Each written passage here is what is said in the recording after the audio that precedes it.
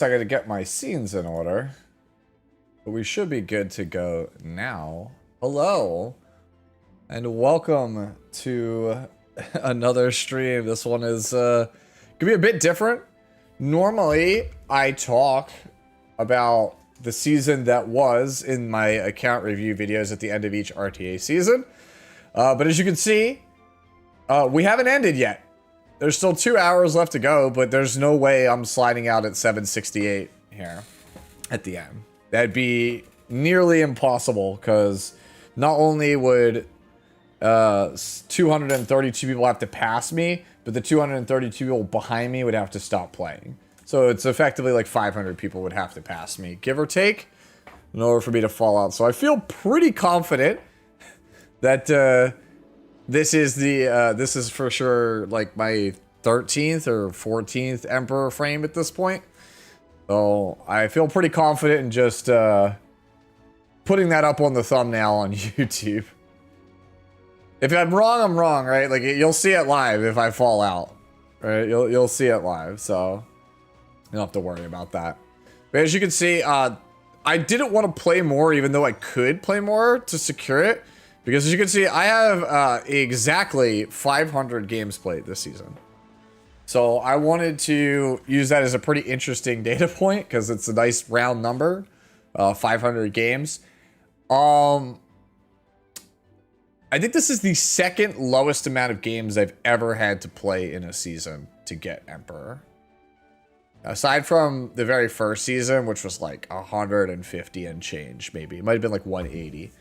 This is the lowest amount I've ever had to play, I think, in a season. Again, besides that first one. And the reason the first one was so low is because I came armed with a wealth of knowledge in the last 2 weeks, and very few people were actually trying for the Emperor frame, and that was the very first season the Emperor frame was available. So it wasn't really that sweaty. It got much, much sweatier from the second frame words on. Yo, what's going on, guys? Everybody's starting to come rolling through in the chat. How you deal with a ram? We'll get into all of that later on. Killer's asking, how do you deal with a ram? So I'm going to go through all of the characters I played, and also talk about why I built them the way that I did, what I lost to, what I learned about them, things like that. For those of you guys who are watching on YouTube, you've probably already seen the live stream thumbnail for the stream. That is, spoiler alert, the season MVP. For you guys on Twitch, you're just going to have to wait. Like I said, we'll get into all of that.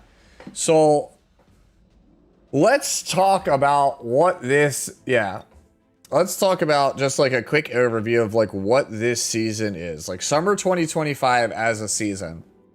It was basically defined by essentially like 4 pairs of characters. I say pairs because it's like these are like the characters that I feel like a lot of them mirror each other in a lot of ways. There's like one oddball out, but like there's like 9 notable characters to talk about. So like the obvious ones in the room are Bossarunka and Renak, which are the 2 total opposite ends of the spectrum. Basically, if both of these characters are available, they are almost always the correct choice to take. They are just super overpowered. Me, somebody who doesn't play fast, I ban Renak because I don't want my opponent to have basically the best option on the total opposite end of the spectrum. And I will let Arunka through in all of my pre-bans because I can play into Arunka very well. I'm very good at bruiser versus bruiser fights. And I obviously also want to take Arunka for myself. Surprisingly, there were a lot of people who would not take the Arunka. If it was open, they would take, I guess it's a good segue into the next like pair or duo that I see often on ladder, and that is Peyra and then Luna. So basically, Peyra is just your tempo character in this meta, and Luna is kind of like your lockdown. Like, right? Like, Peyra gets you out of sticky situations and accelerates you. Luna puts them in sticky situations and basically decelerates them. So that's what I'm saying. It's like pairs. So that's like another pairing that you would see often that people would fight over for one of those 2 pieces. And then The next one would be Zio and Harsetti. Again, extreme ends. You could basically tell right away if you were playing against the cleaver because they banned both of them, which makes them highly telegraphed and very easy to punish. But yeah, those characters still just as good as they always are. And then the last pairing that's the opposite ends of the spectrum came in pretty much at the very end, which is, as you can see here, Disciplinary Prefect Arya at one end, which is just crazy high ER. And then Witch of the Mare Tenebria. Like, those are pretty much, like, that's the last pairing. One doesn't want to be controlled at all and will stop you dead in your tracks for trying. And the other wants to make sure you never get a turn. Right? So those are pretty much the four, like, extreme opposite end pairings that I see almost every single game. I feel like those are the most played characters. And then the late introduction of a Ram, I would say she is like the 9th character. Like, those 9 to me represent, I guess if you want to tack on a 10th, it would be Abyssal Euphine. Those 10 characters that I just named, that's the format. At least in my opinion, that's what feels like it's the format. With the 11th one, the honorable mention, that pops up all the damn time, being Afternoon Soak Flan. It's not pairs, Poke Dude. They're opposites. Like, they're diametrically opposed. Like, on one end you have Bossarunka, on the other end you have Renak. On one end you have Pera, on the other end you have Luna. On one end you have Zio, the other end you have Harsetti. Then you have Disciplinary Prefect Arya on one end, you have Witch of the Mare on the other end, and then the last two characters that are worth, like, I guess, mentioning are Abyssal and a Ram. Those 10 are basically the characters you can almost guarantee are pick banned every single game. Yeah, Ram is very, very strong. Celine, yeah, there's a number of other, like, role players that are very close to being good, like, that you would see quite often. Afternoon Soak Flan, Spirit Eye Celine, Straze, like, these characters, a New Kid Auden, those characters are not, like, tier 0, but they are absolutely all tier 1 characters that are going to show up very commonly in games.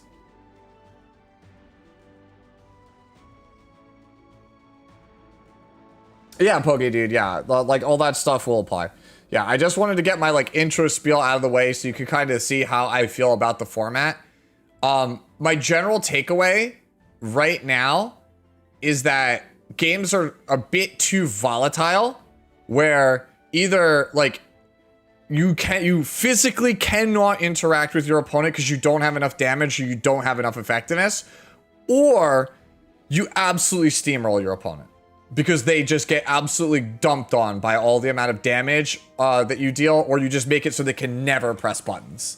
Like, that's kind of how the format feels. Like, and when I say they can't press buttons, it's not even like, oh, Witch or you know, ended up, you know, hitting me with a ton of debuffs, or I got stunned by Araminta. Like, no, Pera can almost single-handedly, like, Pera and a character with, like, an AoE slow can literally make it so that you cannot ever actually meaningfully get a turn. It is very frustrating. I've had games where my opponent, like, soul burns a Sea Phantom Politis and then puts me on slow and pushes me back, and then Pera just pops off and I don't ever feel like I get turns. I feel like Pera gets 3 turns for every 1 turn I get on my team. Like, that's what I'm talking about, where, like, the format just rewards either just being an unkillable, uncontrollable brick, or having so much damn damage and tempo that your opponent's not allowed to play the video game. I surprisingly was having fun with it, but it was not lost on me that this format is, like, absolutely absurdly broken. Like, this is a really, really broken format. It's fun, but it's mad broken. No, we're not slamming games. I'm just showing people where I'm at right now before I go in and show people how I built my units, Biaka. So yeah, as you can see, this is my last game. If you wanted to see actually my battle log, this is the last game I played for this season. I had to go through some killers, bro. We had to go through some killers, though. We had to go through some killers to get to this point, bro. Like, we absolutely had to go through some absolute killers, bro. Like, we had to, dude, when I queued Hino, I was losing my shit last night. So yeah, so yeah, it was a fun jog through it. I guess it really Like I said, the shortest amount I've ever had to do to get Emperor, right? No, you don't have to take a side. What's my fastest hero? The fastest played hero, you'll see it in this here. My most common fast played character is 290. 290 is my fastest character I played regularly. Divine, you are not first. Before I get into characters and show them off, let me just throw myself in some kind of background battle. Just because, like, I'm at max stamina, so might as well just get it out of here, right? We'll talk about all that, guys. Like, everybody's like, can you show me X? Like, I'm gonna go literally character by character, in order by color. So we're gonna do all the reds, then all the blues, then all the greens, then all the lights, then all the darks. You'll see everybody.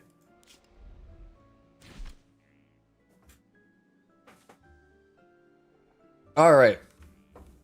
So we'll start with not Edward Elric as the first character because I didn't draft him a single game. I just never unfavorited him. I don't know. There's just something comforting about opening the hero screen and seeing Edward because like FMA is one of my favorite anime. He sucks. This character is like unplayable garbage, but I still want to keep him geared because you never know. Maybe Edward could be good, right? Let me switch off of the guild channel here. Move myself into a different one because like I'm in like one of the lower ones that's like popping off. But yeah, that's Edward. Guard Captain Crow. So you want him on immunity, 2700 defense, 15 HP, and then like fast-ish, like 235 to like 270, somewhere in that range. And his entire goal, like you need him on this artifact by the Thorn of the Blue Rose.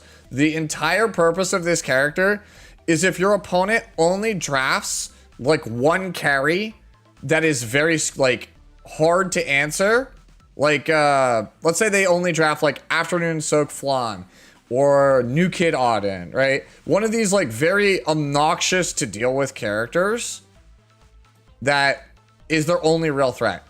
If you think that you have turn one locked up and you can get Crow to his first turn, he just comes in, just soul burns, Scorching Flare, and that's it. Like, GG, you win. The only drawbacks to this character, I think he's very good, by the way. I think this character is very good. His only drawbacks are, number one, you have to be sure that you can get him to his first turn, right? If he gets, like, picked off, controlled before he ever gets anything, he feels absolutely miserable. And two, you cannot draft him into Empyrean Illianav. If they have Illianav, that is off the table. So you have to make sure that you take the Illianav first. Adventurer Raz. Basically, this is the tank that I played for tempo when I either took Afternoon Soak Flan or Spirit Eye Celine or Tori. If I took one of those three as my damage dealer, this was my tank. Not really much else to say. You put a character in the back, it gets a fat barrier. You just soul burn S2. You do Abyss things. That's pretty much it. Janua. My Janua is not really that good, if I'm being honest. It's a Janua. He's just there. He does damage. It's very important that you have him on immunity because if like a Mort outspeeds you, it takes away their ability to press fear. If a Archdemon goes before you, it takes away their ability to seal you. So you have to have immunity on the character. Basically, I mostly played her into or with Harsetti, or when my opponent was all AoE damage and I just needed a big burst character, like to punch through a boss Arunca or something like that. That's pretty much all he's here for. He is a good character in this format, but I would say he's like tier 2.5. Like he's either very low tier 2 or like high tier 3. Like he is definitely a character you want in your back pocket, for sure. Tori. Basically, if I need a character that can one tap, like again, if they have like Abyssal is their only carry, or they have Mort and no real other carry potential. Like, if you can just be the aggressor in the matchup, get Cascade on Tori, and then just Soulburn one tap whatever their only real major carry is, like, you've won that game. I don't think I ever drafted her a single game without Roz. Like, I think you have to play Roz to draft Tori. Like, it's like a requirement, which makes it a bit telegraphed. Is high ER with Torrent okay on Janua? No, you have to have immunity, I feel like. Soulburn Seal is like a very real thing. And then more also Fear ignores ER, so you can't even build ER. Yo, what's going on, Solid? Hopefully, I assume you're max chillaxing too, because you're like 3 points higher than me, I think, on ladder. What was the artifact in Janua? It is Alexis Basket. I'll show everybody. I'll show the artifacts that we know. Feed of Criticism is the artifact on Tori. It just gives her extra chances to proc Cascade. It gives you that nice barrier cushion at the start, and it still gives you damage. Next up, Afternoon Soak Flan. I'll be real with you. My Flan, I hate playing against this character. Holy dude, I kept trying to pre-ban this character constantly, and I believe at the very end, she ended up, I think I had to let her out of the cage for Witch. Right, Witch Renak ended up being my bans for most of it, because the people who are playing Witch are like, they're playing some stuff, man. Like, I ran into Kukerbat playing Witch, and he's on like Proof of Valor Witch with like 250 plus F. Like, you cannot resist that thing. You just have to get lucky to like beat that thing, honestly. It's so difficult. So I'll just take my chances versus Flan. No Wind Rider on Janua. I don't have an extra copy, or otherwise I would. If I had another Wind Rider, I would. I don't have another Wind Rider. I forget who it's on right now, but yeah, that's what I played him on. So yeah, my Flan, if I had to do it over again, the Flan that I'm playing right here, if I had to do it over again, I would make this faster and I would lower my bulk, because, or up my damage significantly, because I was not doing enough damage to punch through the new way that players play Boss Arunca. I could not kill it. And at 155 speed, certain matchups, I couldn't get a turn on Flan. She just didn't have the acceleration I needed to get there. So I think going forward, I'm going to probably speed Afternoon Soak Flan up. Or if I leave her at this speed, she will have significantly more damage here. Right? I definitely think that this is like not the build to play. Mine is like fine, but not great. Hey, congratulations, Nox. I'm happy that you were able to get the skin. Enjoy it, homie. So yeah, Flan, very major pain point for me this season, both as playing with her and against her. Like, this is like the character that I was always reluctant to play, and I think that's because my version of the character sucks. And I don't like playing against it because I always feel like my opponent has like the God draft with it, and it's the number of ways to beat the character. There are several, but for slow players, man, they're just not consistent. You just kind of have to pick Solitary and Prey, and it feels awful because, like, Solly's just not a real character. I don't care what anyone says. Solly's just not a real character, dude. Yeah, I did make it far. Yeah. Yeah, I also think I should go back to counter. That's another one. I got blown out by a couple of counter Flans, and I think if I went counter Flan, that would have been a bit better. But, like, holy, bro. I can't tell you just like how bad this one that I'm on is. I've lost so many games because it didn't have the damage. So I just kind of abandoned playing it, didn't actually ban it, and just played through it. And it really, really sucks. Eligos.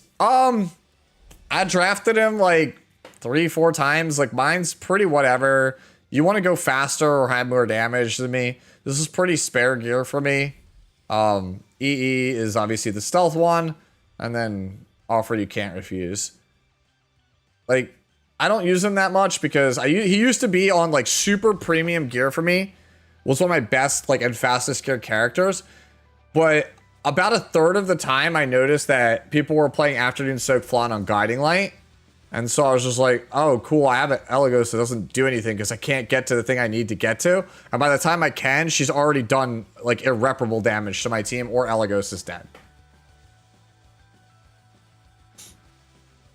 Litica. Litica is currently the fastest geared character on my account.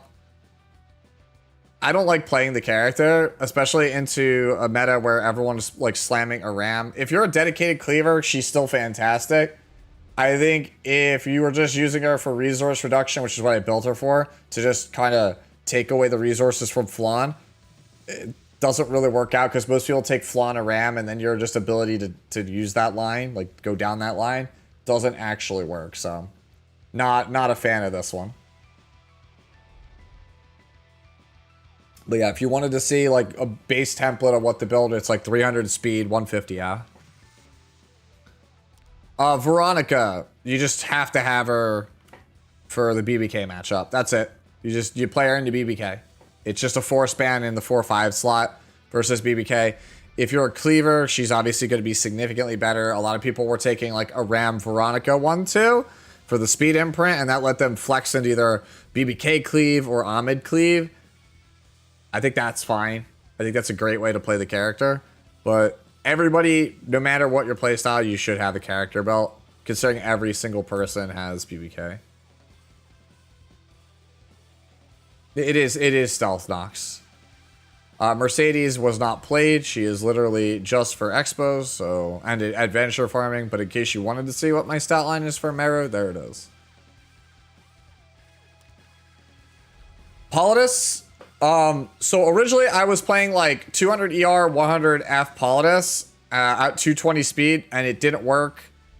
Basically, this character is on some pretty rough gear because I didn't anticipate to play her because most people were going away from just drafting Ahmed without a ram. So like having if you outspeed them, then you just kind of lose that match. So I wasn't really keen on like having Politis on like super premium gear, but I wanted to have it geared in case I needed it for Ahmed. I found a better answer to Ahmed that I will get to later. All right, that I will talk about a bit later. But if you want to know, the basics for Politis are 240 speed, 1500 defense, 15 KHP, 150-ish F or better, Abyssal Crown on immunity, so that way, again, you can't randomly get death broken by Para at the start and just lose the match. Show boot, there you go. The legendary blue boot. It is, it's the legendary blue boot. Everybody always asks, it's the only blue piece on my entire account. I've kept it around forever. It is the legendary blue boot. Yeah. It's the, yeah, that's what we said. We call it the legendary blue boot. It makes its appearance once an account review. At this point, it's become a meme, and I don't think I'll ever get rid of it.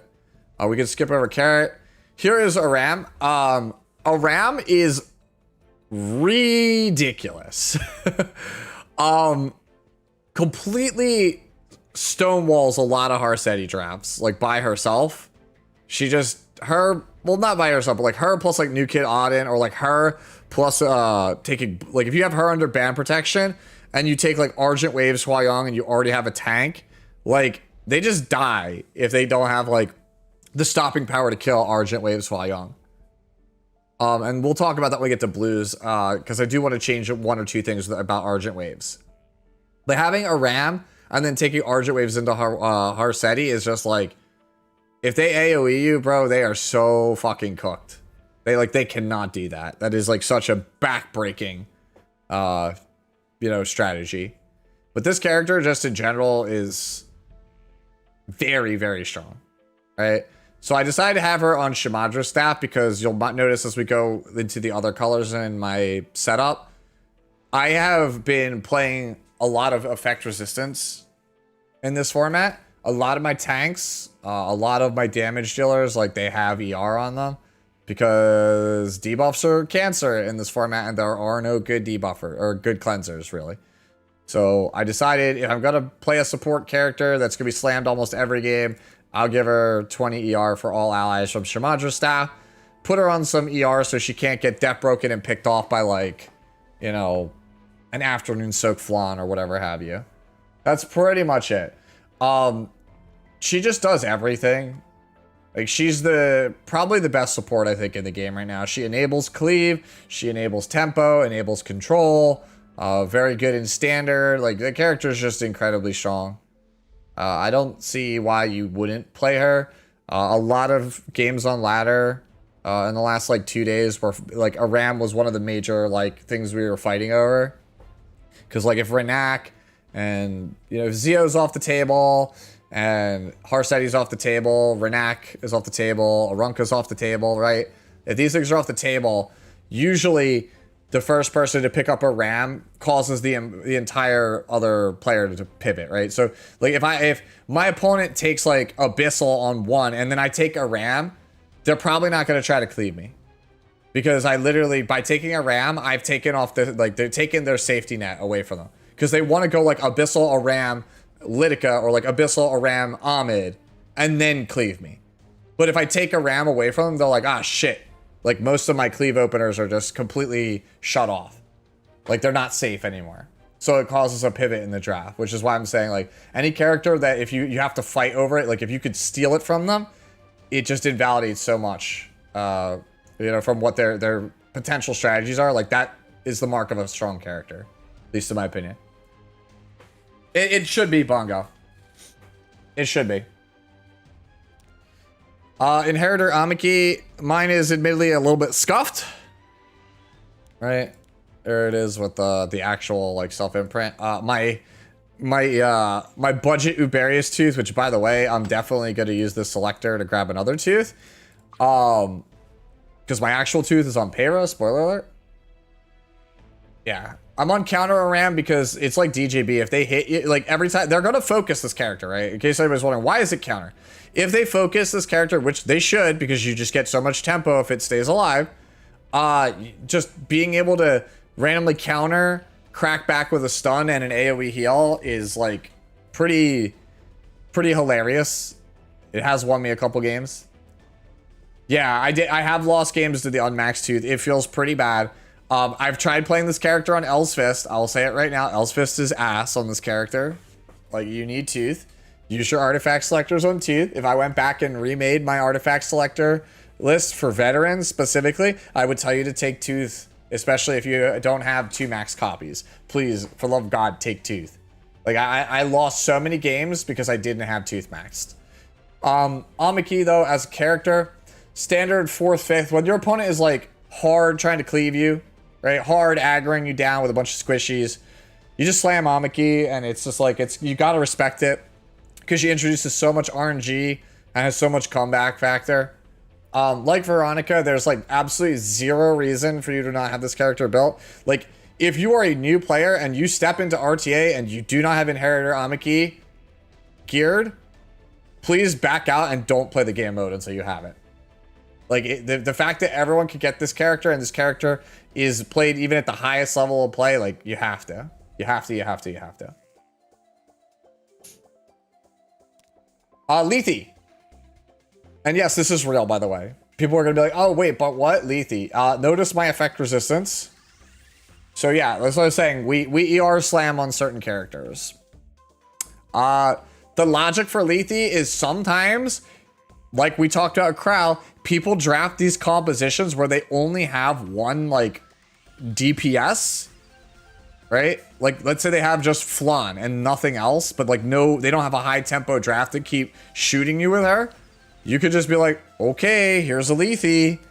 Like, you can't kill it. You can't control it because I'm ER stacking with it, right? Like, I'll play, like, Lethe Aria, and it's just like, oh, I die. So yeah, it's for those, like, comps where they're, like, mid to slow speed with only one real DPS. You could just slam Lethe and just know they can't control it, and it's just gonna get there eventually. And if they don't have an answer for it, they die. It is always a 5th pick. It is never earlier than a 5th pick. It is a niche character. Byakko actually was the person that put me on this, like, a month ago. Not necessarily the ER one, but he was like, you know, Lethe as like a 5th pick could be actually real in this format. And I had already been playing ER Lethe in like red lobbies or whatever, like or some of our mock lobbies when she was legal. And I was like, hey, ER Lethe's kind of good. So yeah, that's why I'm playing this. Which character? Which would you recommend for the summon combo? I don't know what the summon combo is. Luna. No, I did not play Luna this season, but I always keep a Luna geared because it's Luna. You want to see my fancy 100 average equipment score Luna? Here you go. Feast your eyes. She's beautiful. Crow. Crow is somebody I originally had ungeared until I saw Anyo have some success with him in his games. Basically, you take Crow when your opponent has Afternoon Soak Flan and you need a damage dealer, but don't have a way for you to reliably, like, let's say you need to take a specific character. Like, let's say I need to take a Ram or whatever. I need to take Abyssal so that way he can't have crazy tempo. But I also need a tank and I also need an answer to Flan. That's when you take Crow. You're like, shit, I need to take my tank on 3, but I don't have an answer to Afternoon Soak Flan, and I don't want to lock Solitaria under 3 because then I don't have a tank guaranteed, and my draft looks kind of bad on paper. It looks like it's like I'm forcing a Solitaria that has negative synergy or already has a bad matchup on the board.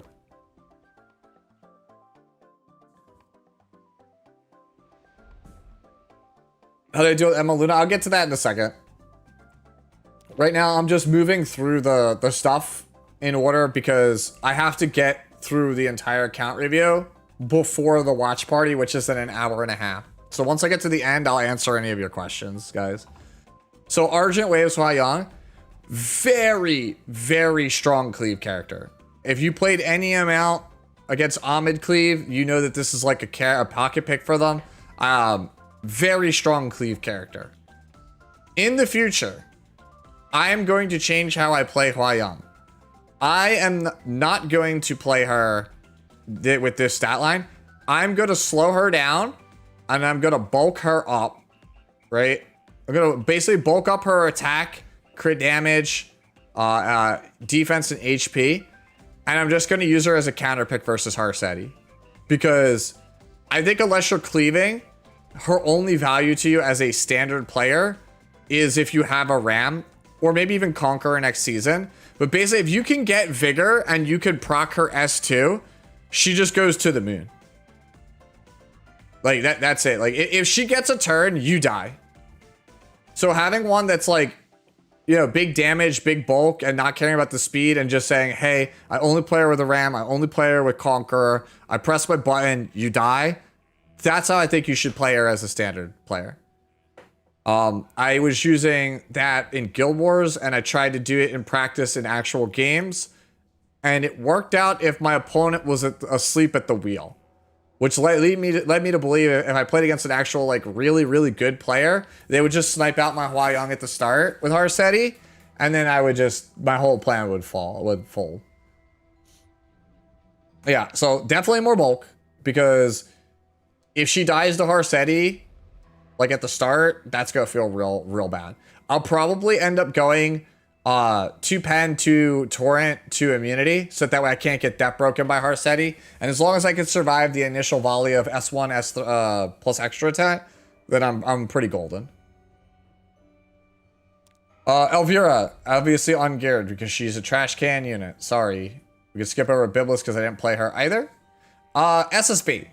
So Seaside Bologna, you just want a little bit of effectiveness, good bulk, good damage. Basically, you play her when your opponent is like, they go like first pick Abyssal, and then they try and take Bellion on like 3 or 4, and they're just like, haha, like I'm a super tanky draft that's just trying to beat you to death with AoE attacks. And you're like, cool, here's the Seaside Bologna on, you know, Bloodstone, and I'm gonna just use her to bat back at you, death break your characters, put up solid damage, give me a little bit of healing, and I'm just gonna tank through it all. That's pretty much what she's there for. You pair her usually with Fallen Cecilia. You just play her with Fallen Cecilia. Arya. Same Arya that it's always been. I only play her into Harseti, and that's kind of it. I don't play her anywhere else. I think that she's only good in like slow bruiser games where like both players are on bruisers. That's it. Ida, ignore my plus 18 book. I kind of just am leveling this one up because my other 31 is on another character for Guild Wars. I just cleave with her in Guild Wars. That's basically it. I didn't draft her once otherwise. DN, Unfading Memories for the extra ER and the good healing. Just a really tanky DN. I only really play her in matchups where my opponent is very heavy on penetration damage and they've already taken or banned Illinab, right? Like they have like Janua and Illinab's off the table, then I take DN. That's pretty much the only times I'm playing her. It's just that. Maybe with like Tori. Elena, I only really play her into like AoE stuff. You can see the gear is garbage. It's 270 pieces. I only play into like guaranteed AoE stuff. And even then, I'm pretty down on her right now. AoE cleave is like, it does so much damage that I don't even think I'd want to play this character like this versus AoE cleave. I think you're better off playing her like the more slow build, like how I had that's like anti-Harseti. That's kind of about it. Like, I think Elena's fine. But for how I was playing this season, I don't really like her. Maybe it's just because my build is garbage on her. Hey, congrats, Eduardo. I'm glad the Armin build helped. Fene has no gear because I literally just, you know, took it away from her. I was only using her for trials. She's not really built. Frida, I actually don't think I drafted Frida at all this entire season. The only time me as a turn 2 player would play Frida is if they're clearly telegraphing they need a soul burn and I just steal it from them. That's it. You just take Frida when you want them to not have it. Otherwise, it doesn't really do anything for me. I use her from time to time in Guild Wars. That's largely the reason she's built. All right, moving on to green characters. Elena. The Elena artifact is Exif Gadget. It's Magaraha's tome, but better. So just play Mag Tome. All right, green characters. Valencia. I only play her with Young Senya versus Harseti. That's it. I don't play her anywhere else. You just go big bulk, injury, get massive explosion damage, profit. That's it. I don't do anything else with the character. I never play her anywhere else. Artifact obviously is Lethes. EE is Genesis 20% because you're guaranteed to get Genesis. Because, like, think about it. The spots you're playing her in with Young Senya, she's going to have the bonus damage buff for being in the front. You're guaranteed to get a turn because of Young Senya passive. Just do big AoE damage. Like, just do extra splash damage. Wukong. So, Wukong is one of the things that you play against Straze Cleave. You use, like, a bunch of HP imprints, like, for him. Like, you take a bunch of characters that have HP imprints to boost up his HP, try and get it as high as possible, so that Straze has to target him, and he has a bunch of innate pen resistance, so he can't kill Wukong in one hit. That's the only thing you play him for. You don't play him for anything else. You could also play him, I guess, for Young Senya versus Harseti, but he's played for literally 0 other things. He is just there to bait Straze. Laya. Because you sometimes just have to. By the way, I just realized we're on a bunch of speed pieces here. We're not even on the health spot, the health set. I've been playing her without a health set. I think I stole a necklace from her or something the other day. I think it's this. Regardless, it doesn't matter. 1400 defense, maybe 1500, 25 KHP, 255 or better speed. Sweet Miracle. That's it. You just play her, and when you know, like, oh shit, my opponent's just all in on control, I'll just take Laya. I think Laya plus Hangai as like a 4-5 is really good. I don't have Hangai built. I'm just letting you know now, spoiler alert. But against some of these control comps, man, you're going to really want to wish that you take like Laya Hangai. I think Hangai EE might be a lot better than we think it is.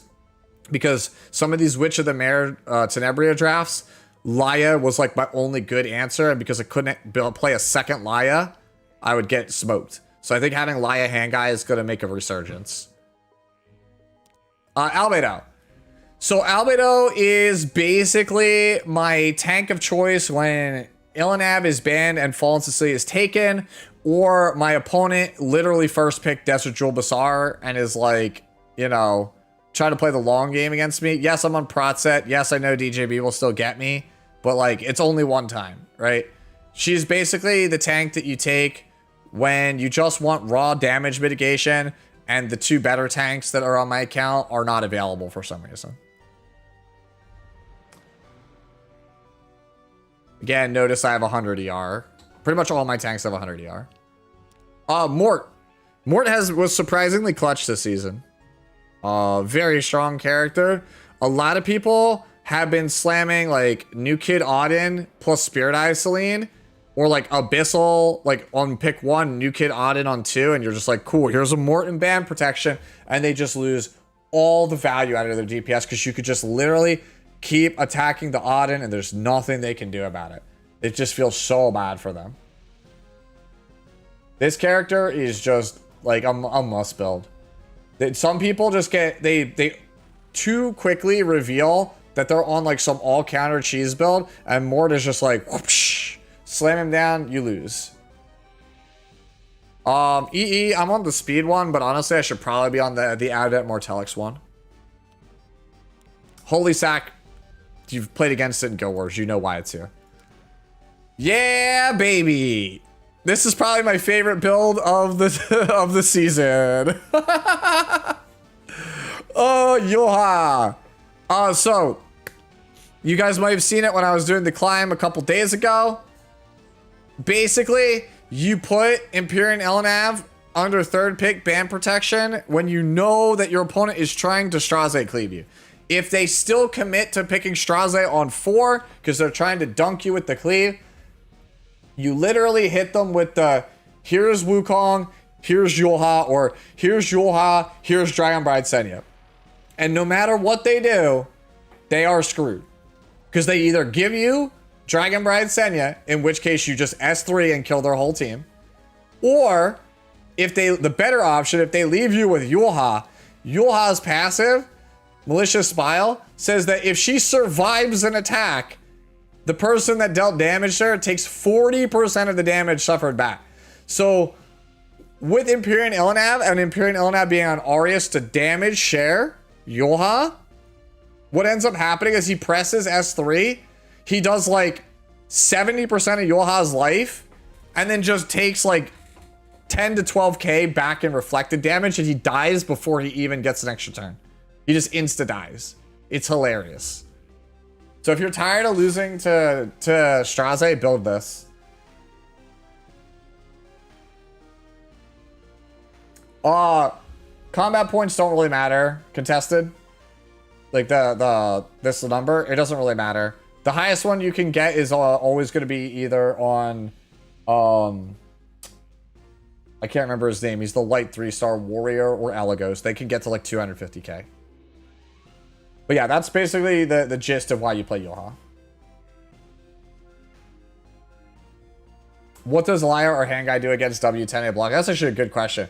Just having a character that can just like get out, like Frank, the way that people play control comps, they don't play any damage dealers because they play 1 damage dealer and 4 control characters because you need all 4 for the lock. And so if you, and the damage is supposed to clean up. It's usually either a flan or it's like an afternoon soak flan. So you ban the damage so that way it takes them forever to kill you. The problem is then you have 4 characters that can never act. They always end up banning, they always ban Hua Young. They'll let Vivian through and then just keep love tapping her to knock her focus down so she can be controlled and then control her from there. So you just need characters that cannot be CC'd. Because being able to do any amount of chip damage is game deciding. Just being able to do anything.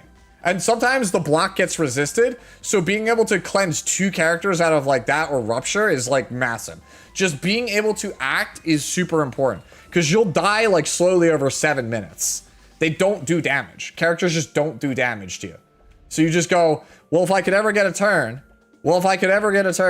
So just having anything that can act is like enough to put pressure on them that will kill them. Blooming Litica, you guys probably know this from my cheat sheet video.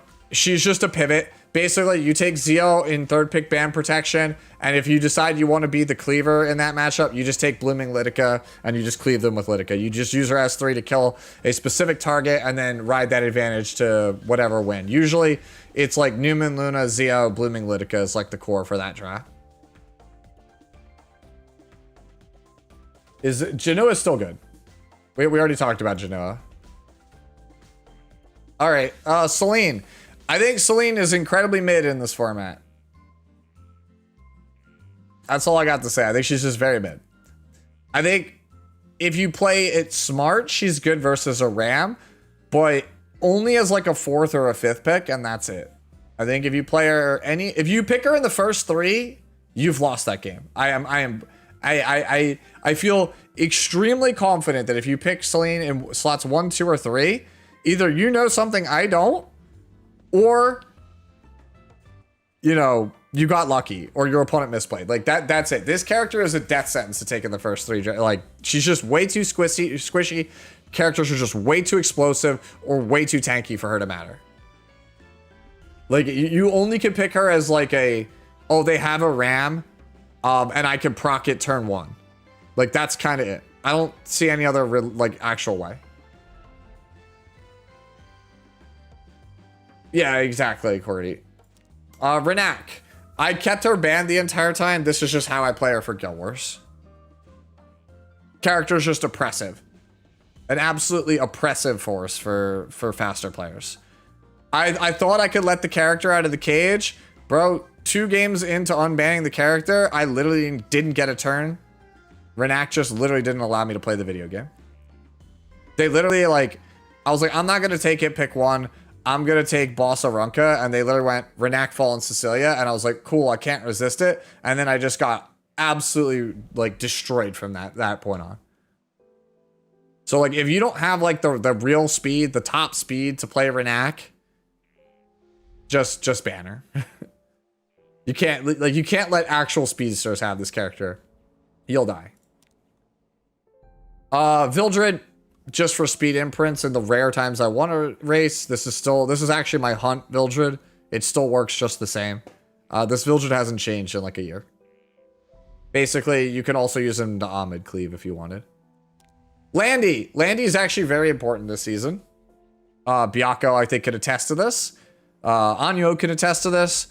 When your opponent is just Boss Arunca, Fallen Cecilia, your ways to close out a game are very small. Because what are you going to do? Bellion? Fixed damage don't do squat. Right? Abyssal? What if you never proc Elbra? So you need to, in order to take a proactive strategy against that draft, you have to play Landy. So you just sculpt your whole draft around protecting Landy and keeping her alive because she will just absolutely rip through people. Because who knew having greater attack buff like literally almost every single turn is just game broken, or like game deciding. It's looking good, Pooty. We were like ranked 750 like 30 minutes ago. We're fine. We're big chillin'. Yeah, like if your opponent has no AoE and is just big, thick characters like Boss Arunca, Fallen Cecilia, oh man, is she good this format. She's actually better than Navy Captain Landy. She's very good this format. I liked her a lot. Rowana. I guess I took a piece off her from Trial of the Constellations. I don't know. Let's go find it. There you go. There you go. Basically, where Rowana comes in is the same place she always comes in. I take Afternoon Soak Flan, opponent, lock Solitaria. I look at the rest of their team and I'm just like, they don't have any damage really on their team. It's just Solitaria and a bunch of Knights. I'm just going to slam Rowana and see what happens. Because if they give me Rowana, if they've never played this matchup before, Solitaria versus Rowana is actually just unwinnable. You literally can never win the video game because they will always full heal you. They will give you insane amounts of combat readiness and tempo just for existing. And you could just slowly dismantle their whole team. You will just slowly kill them. The only character I think that you could pair with Solly that gives you a fighting chance against Rowana is Death Dealer Ray. If you have Solly, Death Dealer Ray, I think you can get out of it. But otherwise, like Solitaria versus Rowana, if you have like, if they just don't have a super proactive plan, they're dead. Schneel. It's Schneel. He's on Homage to Tarman. Guardian Ice Crystals is better. I just don't have enough to go around. That's about it. What do I think it would take to make Green Pavel viable in PvP? The thing about Pavel is that he is one of those characters where he's either supremely meta or he's garbage. The way his kit is designed, he is literally the best thing you can be doing or he's not playable. So they would have to like tweak something about him, give him more speed or something. But when you do that, it just makes him like ridiculously busted. Young Senya. So how Young Senya is built, like Rowana, does not matter. Just make her tanky. If you're wondering, why does your build look like this? It's because it's what I use for Trial of the Constellations. This is actually my Trials build. It doesn't matter what the character's actually on. You just have to have the character built. She's another Rowana. It doesn't matter. Yeah, just make her exist, make her tanky so she doesn't fall over in one hit. Judge Kisei, we did not play this season, but Judge Kisei is actually very strong with Ahmed. Very, very powerful character with Ahmed. Lionheart, we also did not play this season, but I'm looking forward to playing her next season. LQC, not important. Tywin, not important. So next character to talk about is Bellion. Bellion is probably, aside from Abyssal Euphine, the most important AoE damage dealer to have in the format. You need characters that can get around Boss Arunca. This is one of the most consistent ways to kill a team behind Boss Arunca. Right? There was a good chunk of time on ladder where my opponents would take Boss Arunca first because I leave it open, and I would just slam Belly and Fallen Cecilia, and I would win the vast majority of those games because if you just have FCC Bellion, that inevitability is like massive. It basically forces your opponent to go full injury comp or they're dead. They either have to play full control or full injury or they are not winning that game. You will just run them over. Yeah. We heckin' love God Queen Bellion. She is the best. She's super good. Yeah, Smilegate needs to do us a solid and make 3F the next reprint. Because, like, we are just, like, omega screwed as a player base without it. I'll answer your guys' questions, like after I get done all the units. Boss Arunca. Okay, so I tried many different builds this format. I think that Rocket Punch is the third best build on the character. I have tried playing Rocket Punch. Maybe my gear is just not good enough for Rocket Punch. If you have God gear, Rocket Punch is probably the best build. The second best build is Noble Oath, right? Because it gives you defense and also it gives you the ER. And then I started to play against some of these cleave comps that have so much damage that they can still just outright kill me. Right? Or people will just be like, yo, you think you've got that disciplinary prefect Arya and it doubles my soul burns? You think that's going to save you, bro? Here's a defense break ignoring soul burn. I don't care if I pay like 40 souls for it. Right? And then they will try to run you down. And then even the Noble Oath one feels squishy. So that's why she's on Prue. Like, the character must live. She's literally Hodor. Hold the door. As long as she holds the front line, you win that game. Period. If they can never kill her, you win. Period. That was my philosophy literally since the character came out. I switched off it because everyone told me Rocket Punch is the way, Moas is the way. You just don't understand. And then I played it and I started losing so many games because I noticed how squishy I was. So I went back to Noble Oath and I found that like the really, really explosive damage dealers could still kill Noble Oath. So I went Proof of Valor. And I was just like, okay, that's it. This is done. You're never killing this character. Yeah, exactly. Well, the thing is, I find that I win the late game matchups with Proof. But the ones that, like, I was losing more of the early ones because people like I said, they will find a way to death break you and try to kill you. So like proof is the only thing that's saving you. Because some of these people just have way too much damage. Like I literally got earlier, I had somebody soul burn S1. I had somebody soul burn S1 a Spirit Eye Celine. And it literally one-shot my Dragon Bride Senya, which is the next character we're gonna see. They literally one-tapped her. And I was like, ain't no way people have this much damage in this format. And they straight up, they do. Like, that's why I said this is a format of extremes. Either you are impossible to kill, or you have an insane amount of damage. Or you just have an insane amount of ER so no debuffs can hit you, or you have an insane amount of effectiveness so that no one's allowed to take a turn. It's really disgusting. So here's Dragon Bride Senya. So you can see my stat line. Like, literally somebody one-tapped me. Like, somebody literally one-tapped my Dragon Bride. They literally killed this without the team imprint. They literally one-tapped this. So that's why I was saying that was my decision to go proof on boss. When I saw that, I was like, yo, people have too much damage. We can't be letting that happen. Very core to my strategy, Dragon Bride Senya. We memed about how I was missing her for a while. Character was super clutch in so many scenarios.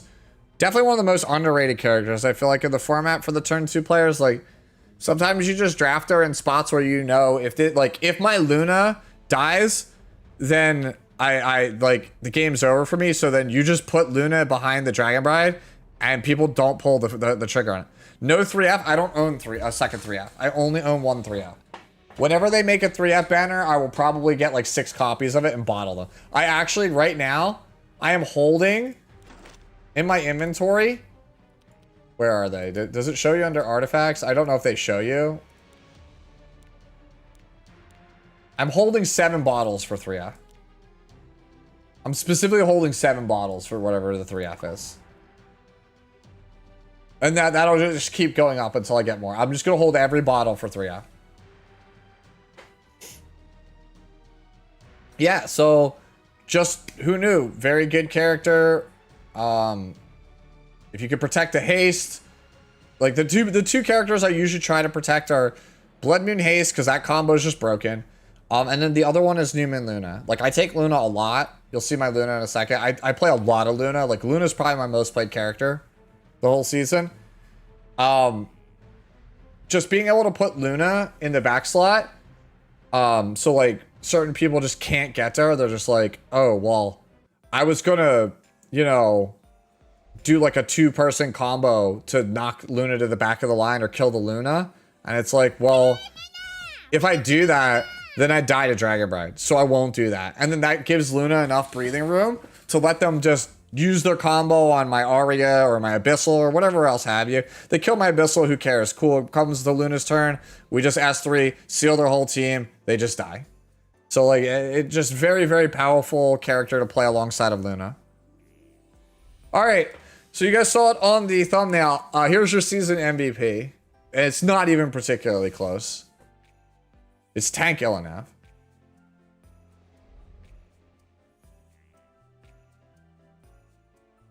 So, who knew? Dragon's Pride, the passive that we all said was broken, is broken.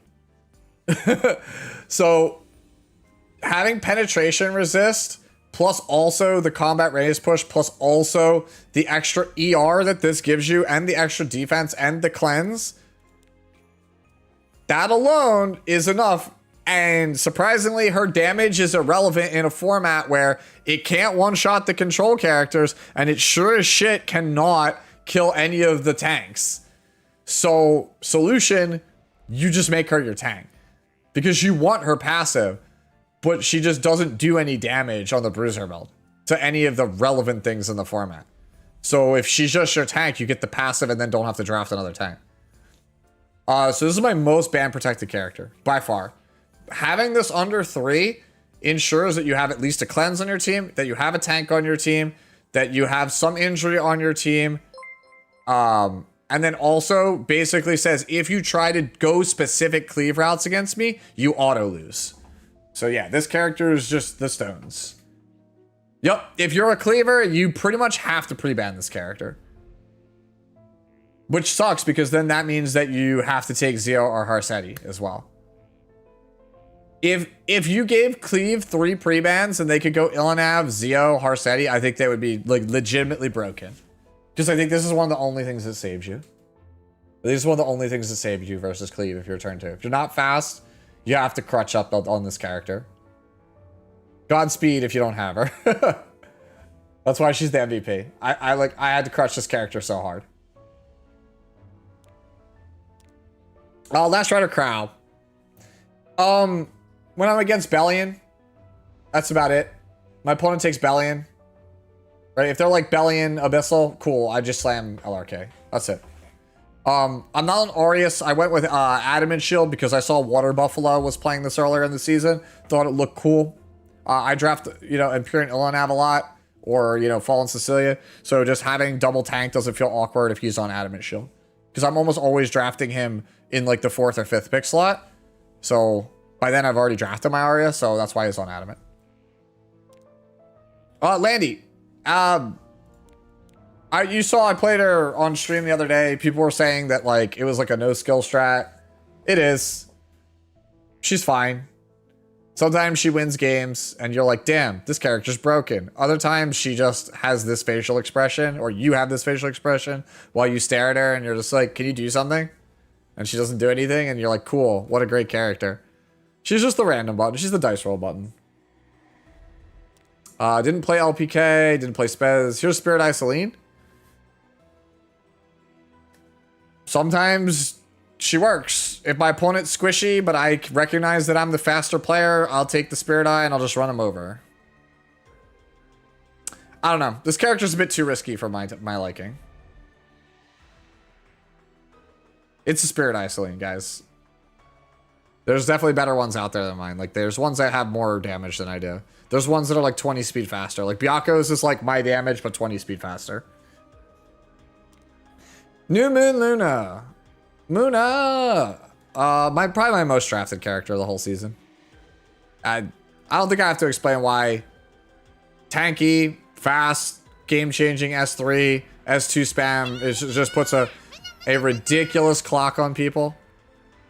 Etika Scepter spam is just too good. This character's just too good. People were telling me, they're like, I don't know, man. She's not like first pick worthy anymore. The fuck she is. I'm still gonna pick her first. What RTA? That's Etika's. So, yeah. Again, my most played unit pretty much the whole season.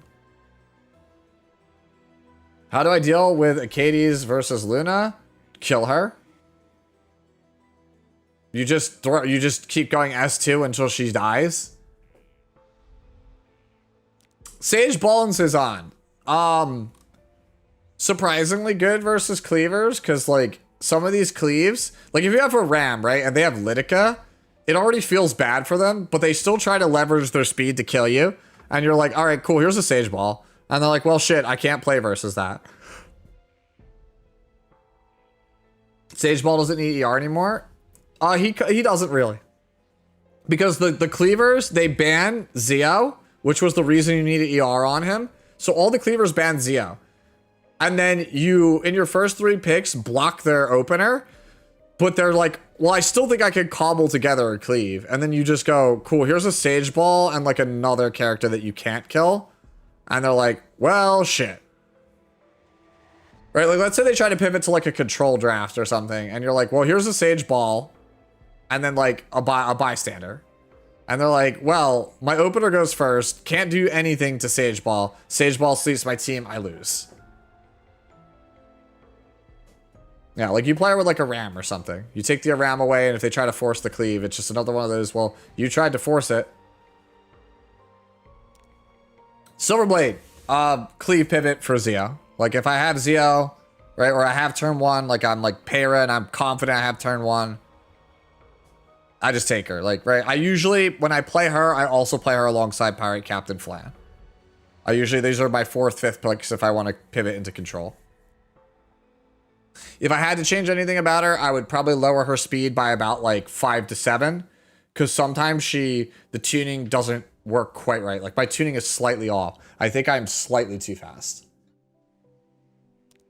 Solitaria of the Snow. Once again, you may notice I have a bunch of ER. Right? And that is because every person that would let me have Solly, or like they saw I took Solly with when they had Flan, they would just try to speed up and then try to death break her and then kill her immediately. And just by being bulky and having ER, most of the the characters like a Pera or like even S3 on Afternoon Soak Flan wouldn't death break me, and I'd be like, cool, I live. That was it. That's the entire logic for why she has ER. Just don't get death broken, and that's it. I just need her to live long enough to get a passive and get into stealth. That's all. Sage Vivian. Honestly, not really super great in this format. Sometimes you pick her when your opponent is like full control, but because she's got focus tied to her, the spots that you want her in, usually they have Solitaria, which feels awful. Or they, like I said earlier with like Witch, they just love tap down the Vivian until she goes to 3 or less focus, and then she can be controlled, and then you just like, cool. Like, I just don't understand why this character just can't be, you know, can't be controlled, period, with the damage reduction being tied to the focus. Like, make the AoE on S1 and the can't reduce damage tied to focus, and just make her fully debuff immune. She would be so fucking good in this format if you could do that. Like, honestly, if Bystander and Vivian could both just be immune to debuffs, slamming them on 4-5 would fix so many issues. But because she's focus-based, you can't do that. It sucks. DJB. I pretty much only play him into Tori, Roz, and Fallen Cecilia. That's about it.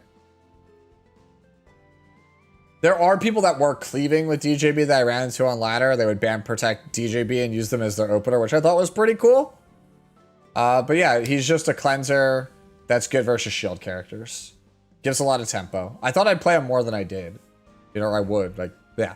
I thought I would play him more than I actually did. Dragon King Sharoon.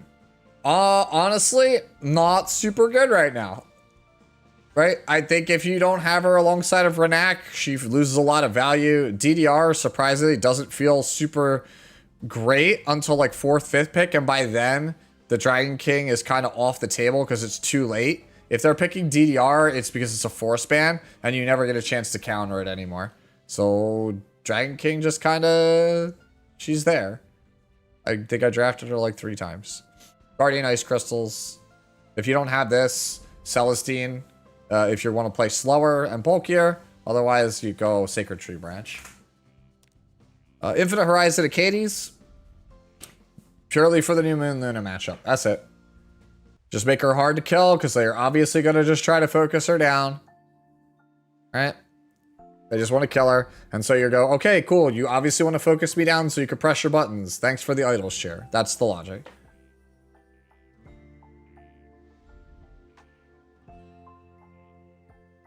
Yeah, if it's available. It was tied to ReZero, Robert. Moon Bunny. You could probably guess how good I thought Moon Bunny was this season based on the fact that I took gear off of her for trial. But yeah, if you want to see, like, Moon Bunny would probably be like... grab this off like Destina. Like, it'd be like something like this. If you want to see, like, stat lines. She's whatever. Like, I thought, oh, you know what? I'll pick her into, like, all these extra turn characters. Doesn't really do anything. Like, it's still fine to have it, but I just couldn't find a spot I liked her in. No ER on Acadius? I don't care. I don't care. I just want to not die to Luna. I only play her in the Luna matchup. That's the only time I play her. Like, if they seal me, then I just press S3 and I just undo it. And like I said, people just want this character dead. They want this dead so they could use their Luna skills. So they just are going to try to kill the Acades. So I'm just going to make the Acades tanky and Abyssal Crown. And I'm just going to say, thanks for giving me a ton of free advantage. Because you want to press buttons. Ruel. Pretty much only versus Cleave. You take like her and Haste when you know a Revive checkmates them. That's about it. Standard well. It's worse than it used to be because this body is like Garbo, if I believe. Yeah, this is not a good body. I had to take the real body and throw it on another one of the tanks, I believe.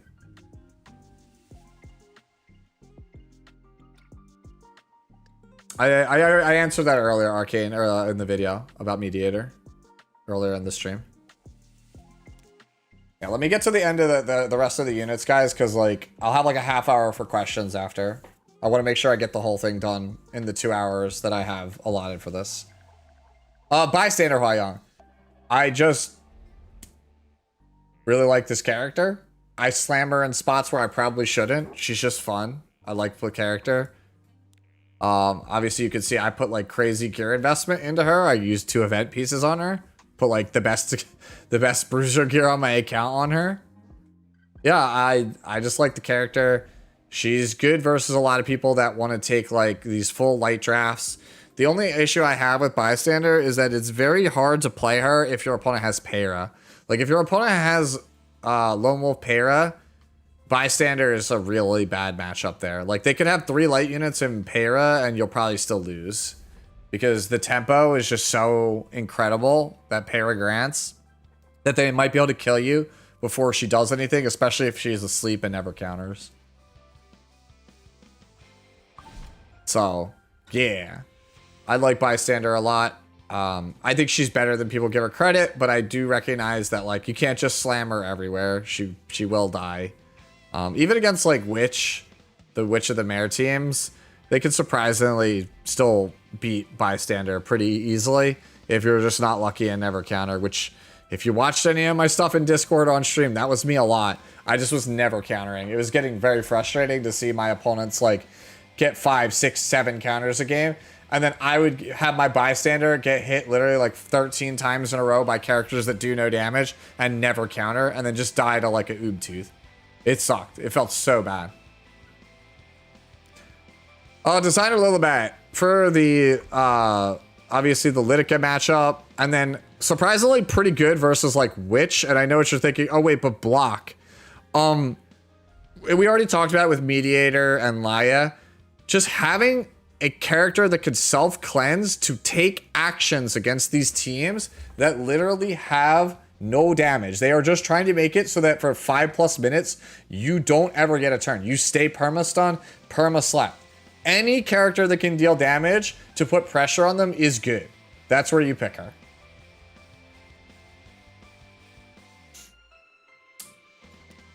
Disciplinary Prefect Arya. I'll be real with you. I think mine is trash.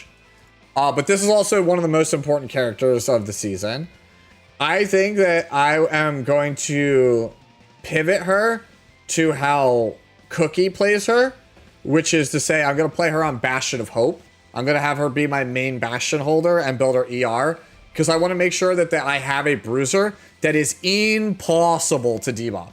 Because with my stat line, right, I have roughly like 250 ER, and then I slap 3 ER team imprints on top of that, bringing me to roughly around 280 to 300, somewhere in that range. So I'm at like almost 300 ER, right? That still gets debuffed by some of these people. So I'm just like, the hell? And after it happened like the 5th time against Witch, where I kept getting debuffed at like near 300 ER, I was like, yo, I don't like this build anymore because I wanted to be a bruiser that you could not touch, right? Like having Arya plus Bystander together, both of them being untouchable by debuffs, would be just such a massive boon to my account, to how turn 2 operates. So I looked at how, I've been talking to Cookie. He's probably going to show me his stats at some other time. But just having an undebuffable Arya is just, in my opinion, super, super good. I don't know if that's going to be counter ER, Destro ER. I don't know what that looks like yet, but that's the way I want to go going forward. Build Christie, honestly, I'll be real with you, Brad. As much as I dog on you for it, considering how busted Control is this season, Christie would have won me a lot of matches if I actually had her. So I'll give you that. I give you that.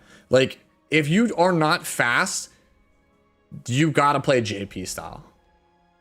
Like I really am starting to feel like I felt the needle like little by little.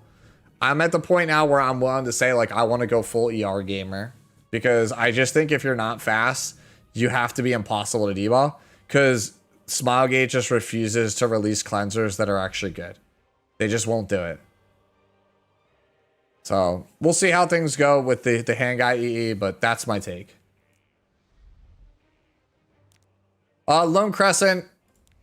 I don't think I took her. Like, I took her one time when my opponent picked Navy Captain. That's it. You just have her geared for like the random Navy Captain Landy matchup. Lone Wolf Para, probably like top 3 most drafted characters for me. It was like Lone Wolf Para, Abyssal, which we'll get to in a second, and Luna. Those are my like 3 most drafted, I think, the whole season, with Ilinab probably at number 4.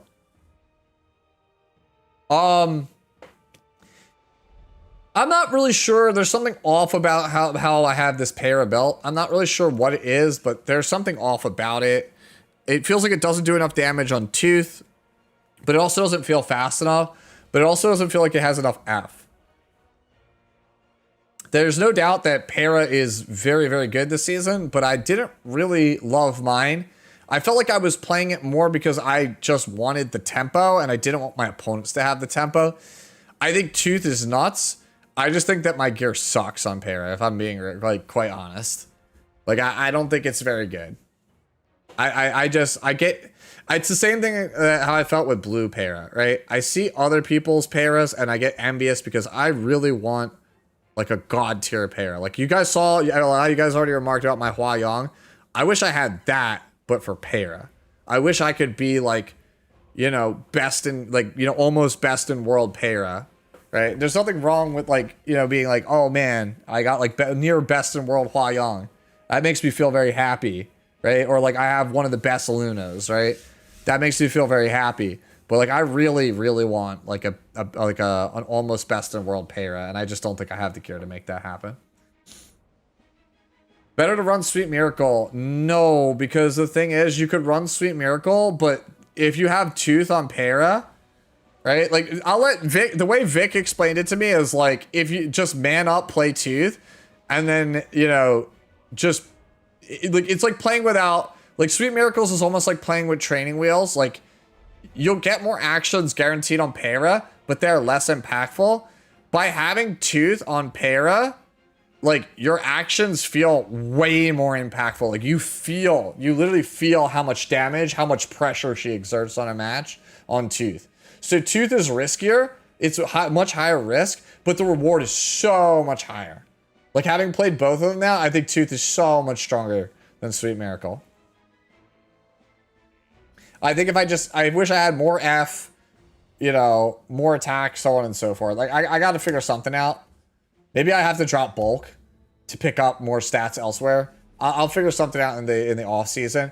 So I don't have like a specific stat line I like for Para, but I can tell you that she is definitely probably the best character in the game that is not Bossarunka and Renak. I think she's probably the 3rd best character in the game right now. The character is just nuts. Martial artist Ken. Just sometimes people have these like these comps that just can't beat him. Like, what's really funny is that, like, if you have Bossarunka and you don't think they're gonna ban it, and they're all single target DPS, like, Ken just kind of goes sicko mode there. I only played him a couple of times, but he won every game, so. Urban Shadow Shoe.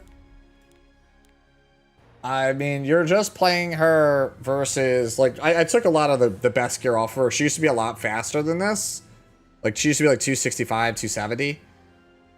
Basically, you're picking her, like, when your opponent goes full bruiser build and they have no attack scalers and no AoE, like, Urban Shadow Shoe is like a death sentence in that spot. Like, if they go, like, Arya, tank, healer, and then, like, another bruiser. Like, they go 2 health scalers, like a tank and a support. Urban Shadow Shoe just beats them for free if they just can never reach her and still. She's basically like how old Spectre Tenebria used to be. You jam her 4-5 in the right spot, she wins you the game for free. Yeah, if they don't have FCC, she's amazing. Yeah, yeah. other like girl that's like most drafted for me is Abyssal. I'm not sure if I want to revisit anything about the character. Like I have great gear score on my Abyssal, but I feel like it's not distributed quite right. Like I feel like I should have more crit damage and like slightly more speed, even if it comes at the expense of like less defense. Somebody was asking about lifesteal the other day versus Destro. I think it depends on what you're trying to do. I try to play long grindy games, so for me lifesteal is better.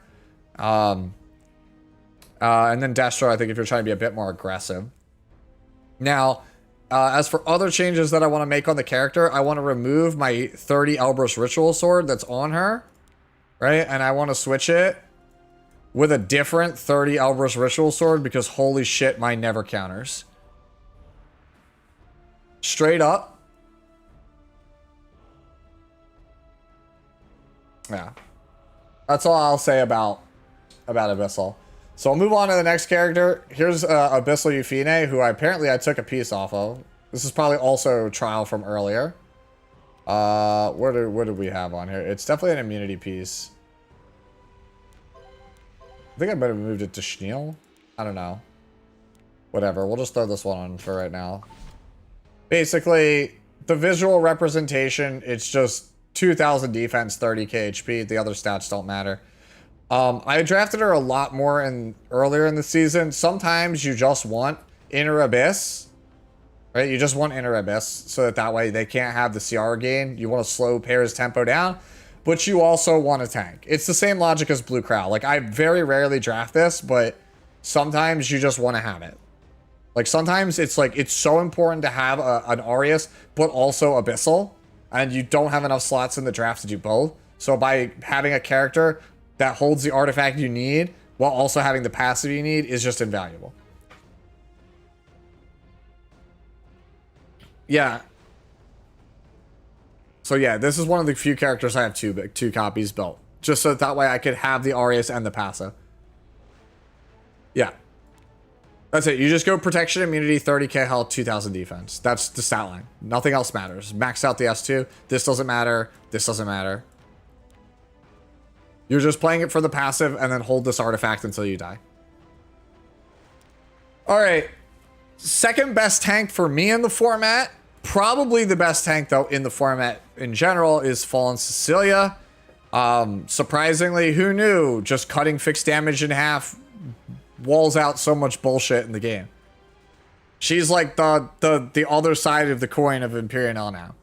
You just put these two, you put FCC and Ilnav on your best tank gear, and you call it a day. That's pretty much it.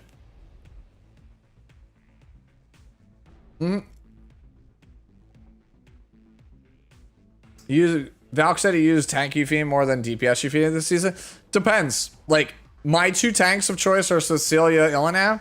Valk might have been playing Euphine FCC or Euphine Ilnav. Right? I don't know what he's rocking. Like, my three tanks were Ilnav, Cecilia, and then Albedo. I rotated between those three. Because I found that those were, to me, those were the things that I liked the most. Maybe my Abyssal tank isn't that good. Who knows?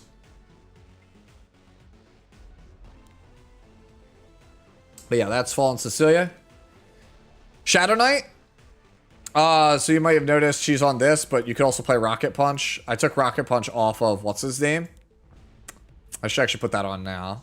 Because I'm not playing Rocket Punch anymore on Arunca. So might as well just take the upgrade version. Okay, so this character exists for one reason and one reason only. People like to do this draft where they go like let's say you take Harsetti, right? And then they lock New Kid Auden on 3, and then their team is like Abyssal, New Kid Auden, and 2 supports. And they're like, haha, you can't kill my New Kid Auden with your Harsetti. And then you just show them Shadow Knight, right? And then like an Amiki. And they're like, oh shit, I have to ban the Amiki. And then the Shadow Knight just completely destroys the New Kid Auden. Or you take like more Shadow Knight and you just completely shut down the New Kid Auden. That's it. That's all she's there for. She's just there to body New Kid Auden. Arby. Didn't really play him that much. Just when my opponent has like a straight cleave team, sometimes they'll slam him if they don't have any protection, which is hard because Lidica gives skill nulls, Ahmed gives skill nulls, so in the rare chance you run into a cleaver that doesn't have skill nulls, cool, you can jam RB. You just play him high damage torrent. BBK. It's BBK. I play counter shepherds for the RNG cheese, and then just enough ER so that way you have to actually have real ER to tag me. That's it. Again, I play a lot of ER imprints, or like, you know, a Ram who has an artifact that gives ER, right? So that is the character. It's shepherds here, and then obviously extra turn of immortality. Yep, new kid Auden. I'll try to go a little bit faster because we don't have too much time left. So new kid Auden, good versus Harseti, good versus teams that only have AoE damage bruisers, right? Or like they're like Bellion plus Abyssal. As long as you dodge, you just get infinite value. Does good damage on counters, has good injury. Sucks terribly into rocket punch users and also more. We're gonna skip over Violet and Assyria because I never played them. Pirate Captain Flan, the other character I play alongside of Silverblade Araminta. I basically take Zeal on 3, and then if I recognize they don't have any cleansers and they're very slow, I will take Flan and then Araminta, and then that way I could just control them with either character. Whichever one they give me, they're just going to get stun locked. That's pretty much it. Sea Phantom Politis. This is actually tech I stole from Anyo a little bit, kind of. Like, I already was on the Sea Phantom Politis on ER for Guild War, but he encouraged me to start incorporating it into my drafts, right? By picking Sea Phantom Politis with ER early in my drafts. In certain cases, it dissuaded my opponent from taking Flan, which is a character I hate playing, like we discussed. So basically making it a bad pick for them was beneficial for me, and also guaranteed I could get some ER on my team. Like, so I would basically go like Sea Phantom plus Arya and go, okay, cool. Here's some ER for my team. They might not know about it. They know it with Arya, but they don't know I have extra from Sea Phantom. So that always felt really, really good. Like going Sea Phantom on 1, Arya on 2, Illinav on Band Protect always felt like a pretty strong core. Archdemon Shadow.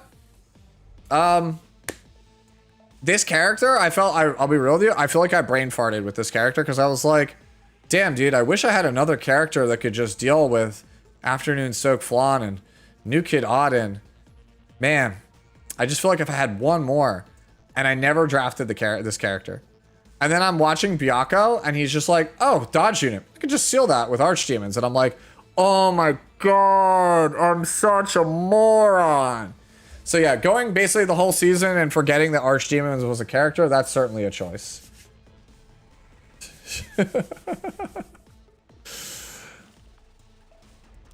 Eternal Wanderer Ludwig. Pretty much my preferred follow-up off of Zio. The problem I have as a player right now is I don't have a strong complement to Ludwig. I can go Zio Ludwig and threaten to cleave, but I can't close it out. And that's because I don't have Successor Teo. If I had Successor Teo, I could go Zio on 3, Ludwig on 4, Teo on 5. And that would checkmate so many people and win me so many games. I would win so many more games if I had the Teo. So not having him really sucks. He's my most wanted character right now for that reason. Harseti. It's just a Harseti. I had to take some gear off her, so that's why she's 90 crit. I had to move, I think it was Bossa Runka needed one of the pieces because it had like 10 crit chance, but like 45% health or whatever, like some absurd stat that I needed. Might have been not bad health. It might have been defense or something. So something was needed for like from one of the 2 health pieces.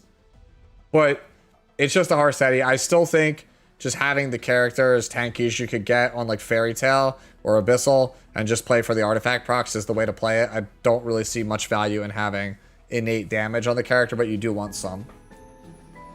And that, ladies and gents, is the sign that we're a half hour away from the group draw stage.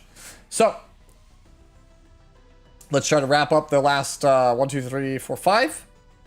And then we will move on to questions. Requiem Rwana, my build is kind of scuffed because my my boots and my necklace give like crit chance, right? So not the best, but it's a Rwana. You just draft her after a Zio, or whatever when you have turn 1, like maybe a Para. If you have Para like under Ban Protect for some reason, you could just go Requiem Rwana and just S3 and reset their cooldowns and hopefully ride that tempo to a game win. I largely use her for Guild Wars. Zio. So this is how I have Zio built. Just take turn 1 and use him to set up all the stuff you've heard me talk about like the whole video, the whole stream. Right? Araminta, Flan, Ludwig, whatever have you. Just, if you're an invaluable character to have if you're slow, because having the ability to be the aggressor is very, very strong. Unfortunately, even though I think he's a staple, for me, I have not been having the best success with him, and it's not because of my build. I think my build is actually quite good. My problem is, like I said, not having that successor Teo really brings my draft like win percentage down, because like I'll often go, here's Zio, here's Ludwig, question mark, and it's like, well, if I go Requiem Rwana, I don't have enough damage. If I go Araminta, maybe the team can't be controlled. And so then sometimes I'm just left with a Zio that doesn't really have any follow-up, and then he just falls flat.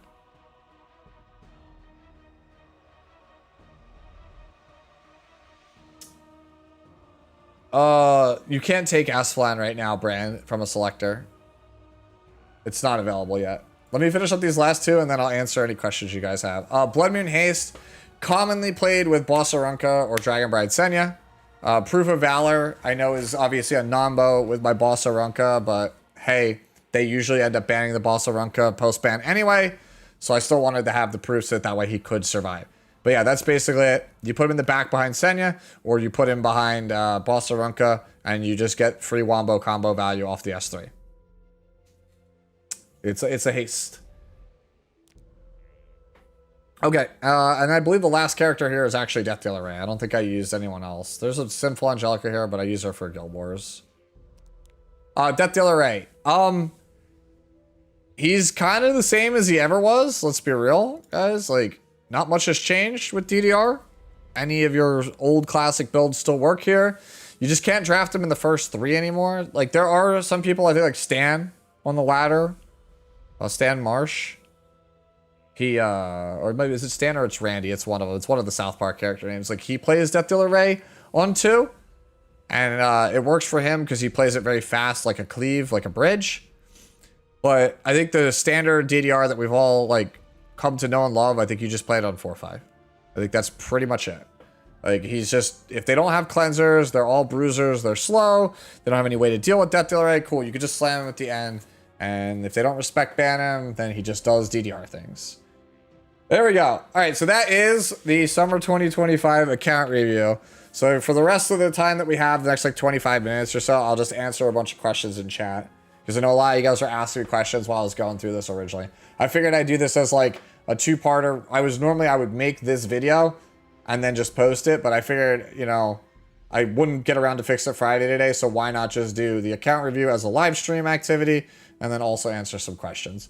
So the question from its brand was, they could pay money to get the Asflan selector with an account that has Imperial Ilnav, Euphonia, and Eller Crow. Hey, like, if you don't want to wait for a rerun, character's busted. So I don't know how much money it is, but, you know, character's worth picking up. Character's pretty dumb. You will get the skin at midnight. You always get the skin 1 hour after the season ends. Which, by the way, we should check how we're doing. We're not going to play a game no matter what. Yeah, not even close, baby. Not even close. People were telling me, they're like, you might not get it. You might have to play one more. Not even close. Hey, Cisco, thank you for the tier 1 gifted to Check Checks. No, I'm sorry, dude.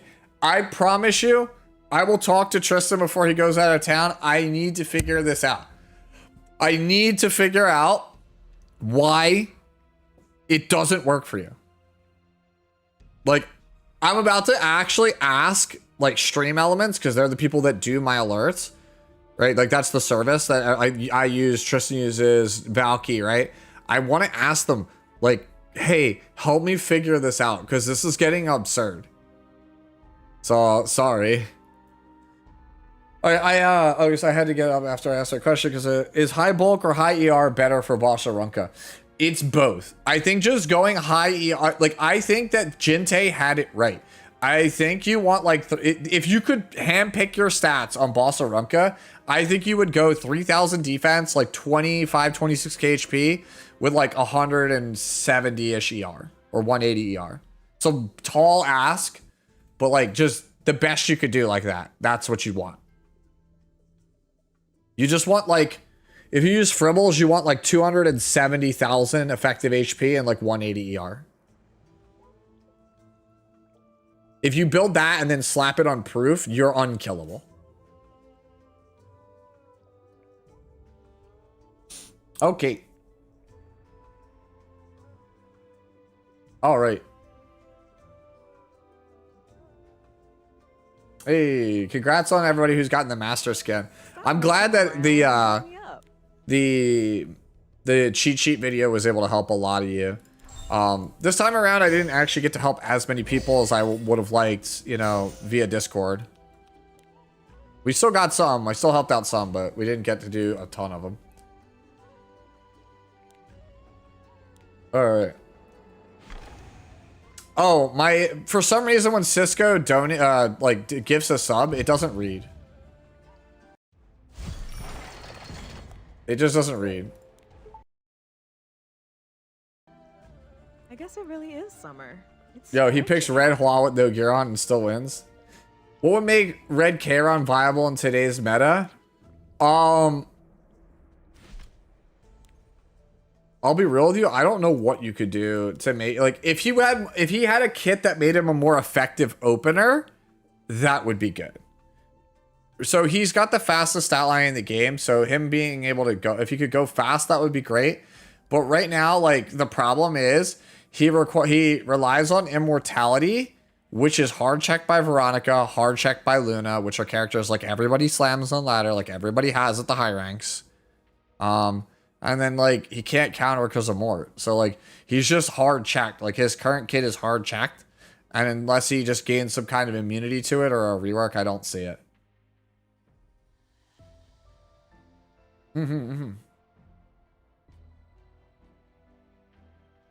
Have you tried banning and unbanning Cisco? Yeah, K-Ron was blue Amiki before we had it, yeah.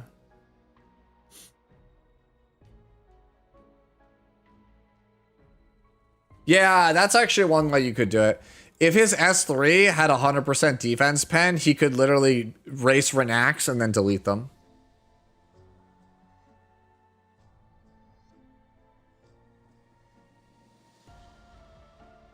Like, if he could leverage his speed, it would be much more desirable. What skin is best to get with the tickets? It's not even close.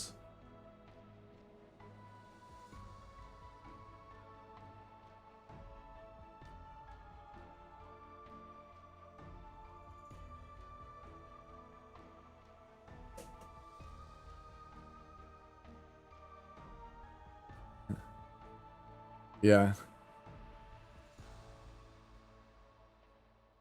Oh, Mauricio, I'm glad that we were able to help you.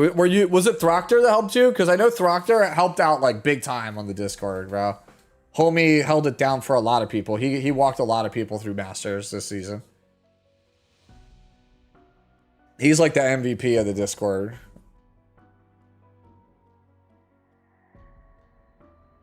Was this season fun? Surprisingly, yeah. It was like the best way I can describe it to you is it's probably because I'm in the mindset. Evo is going on right now, like the big fighting game world championships. This season feels a lot like a Marvel versus Capcom, where everything is ludicrously broken, which makes it very fun, but also very frustrating. I think Summer Photogenic right now, Nox, is underexplored as an artifact, and it's very strong. The Celine, the Spirit Eye Celine that deleted my Giant Bride Senya was on summer photogenic. Yeah, if you have almost all the units, RTA is fun.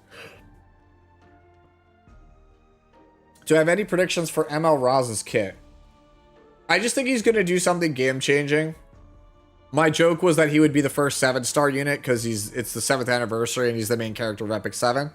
It would just be funny if he was just like a stat stick. He just had straight up better stats than every other character by like a landslide.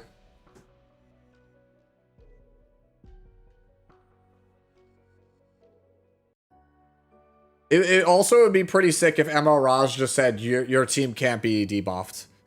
If you just gave everybody the Bois Young passive, like holy dude. Yo, just make him a knight with that passive. Let's go. Kill a whole playstyle. Let's go.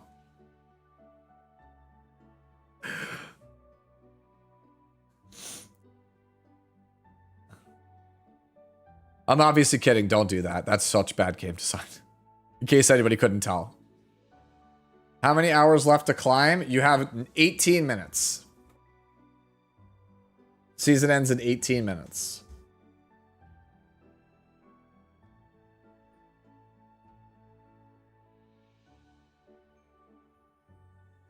As an aside, by the way, if you're watching on YouTube, when we switch over to the group draw stage in 18 minutes, right? I will end the current stream on YouTube. If you have autoplay enabled, it should automatically redirect you to the group draw stream stage. I'm doing this for basically archiving reasons. So the VOD for this account review will be its own separate video that's already like sliced out and cut up by itself. And then that way, just me and Tristan watching the group draw stage will be its own separate thing.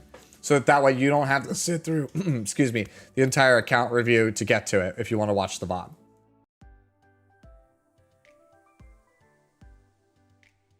Yo, Annual. Oh, and Boyle as well. Boyle helped. Oh, what's going on, Seppin? Yeah, if it doesn't work, check the live tab. This is my first time trying this. We're trying this out ahead of next week because next week I'm going to be doing Epic 7 stream or an Ethereal Restart stream into a Expedition 33 stream. Because I'm going to try to do a playthrough of Expedition 33. I'm late to the party on it, but that's because I insisted on having a physical copy of it before I played it, and it took this long for it to get here.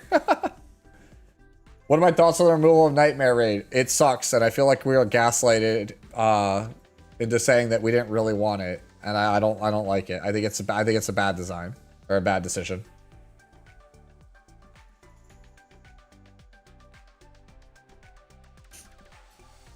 Yeah. And by the way, for those of you guys who did post something in Fix It Friday on my stream, I'll be on my Discord all weekend watching Evo. I'll just get through to them then. So like if you actually still wanted to submit something for Fix It Friday, I know there's no stream segment for it, but I'll still review your units if you just throw one up in the channel. And if you are so inclined, come through, come watch some fighting games this weekend.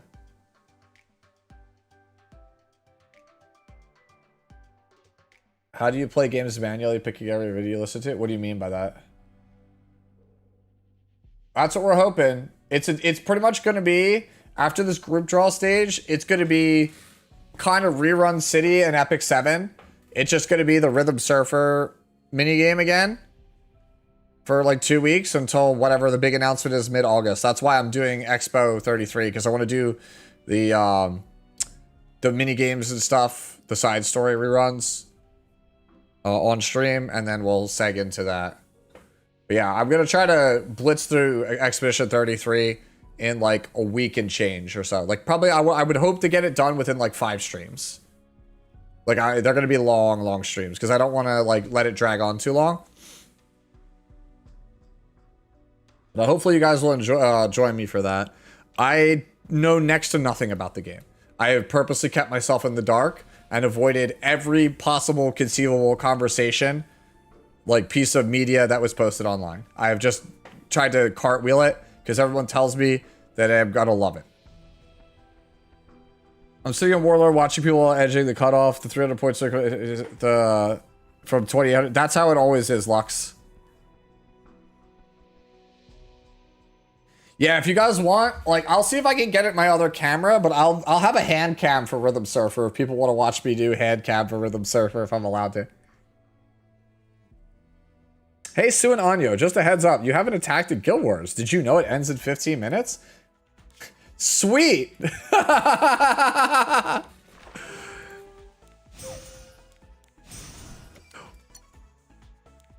Alright, that's World Boss. That can wait. Nobody cares about that. I started the game recently too. I think you're gonna love it. Oh, okay, let's go. Oh, yeah, everybody's telling me I'm gonna love the hell of it. Let's go. Dude, all I know is that Daredevil is the voice of the main character. And that my boy, Ben Starr is in it. Alright, let's just pick random ones. Let's go. Nope, that's cancer. Let's not fight that.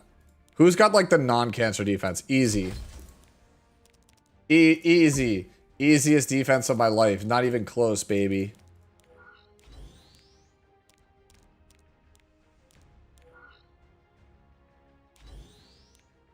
Alright.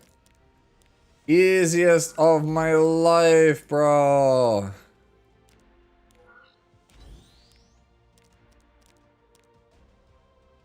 Alright.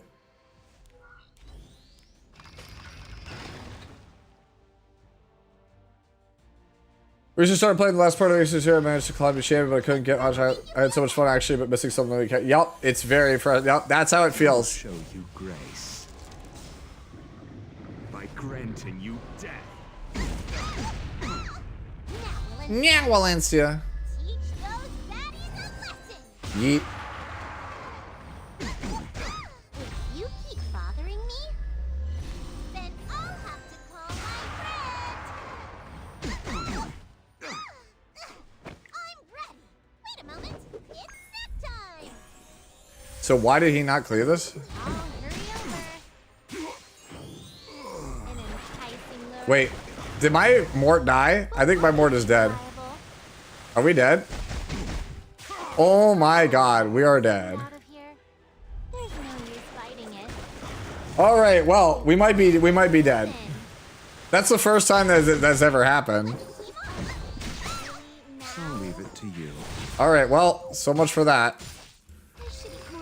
That's the first time that's ever happened. I usually always win that. I don't know. I wasn't paying attention, so I don't know what went wrong. Turning to cowardly tricks? Too bad, because I'm... Nice Gilwer, sure. Ouch. I literally don't know what the fuck happened there. I looked over chat for 1 second. I was like, wait, why is the tuning all fucked up? Why am I dead? Someone needs to be made an example of. Better hold on. Don't go flying off on me now. Typical Dave Yusa. Let my guard down. I don't know if Adam will fall off next season. Maybe. You judge only anyone. Judge me friend. Allow me to show you. Who's the king of these streets? To take, to break, and to destroy. That is a survivor's duty.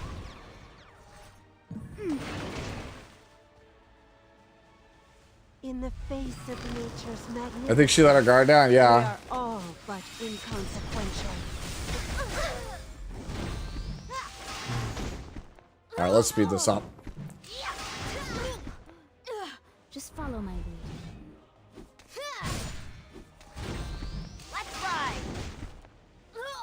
May this scent remain forever in memory. First come, first serve. Engulf. Let my guard down. Daring today. Not yet. Faster, faster. Let my guard down. Did my engine choke? I don't think we're getting Calabria runs. You can hold out hope for it, but usually, it's been a bit since we've gotten certain Calabria runs, so I wouldn't expect it. Okay, we are to the deciding factor, so I actually have to focus up slightly here. So we could beat that one free. So this one here.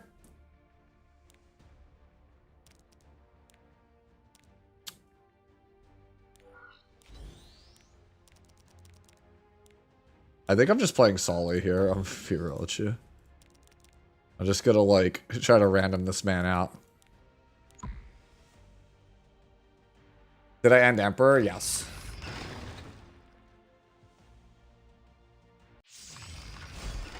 What worthless little creatures. Shall we end this? Would you go ahead and die?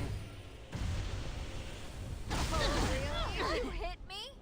This spear will be the spear of protection. You really have no tact. Let's just get this out of here. Don't realize He ended Legend Real. my fate. Alright. I need some. Let's get this out of here, please. Won't you help me? I'll hurry over. Just need that gone. Oh, really? Primed and ready. Now floor it. Yup, Sputnik, trust. It's up to you. Oh, alright, yo. Still Are we for real right now? here we go. Oh, so I said yes. I just want to go home. Right in the nick of time, our heroine appears. I'm gonna die to Tooth. I can feel it. Oh, stay away from me. You'll save me, right? Now? Okay, there we go. You hit me? Why are you interrupting my relaxation? That was like the perfect combination of debuffs. Really? Please,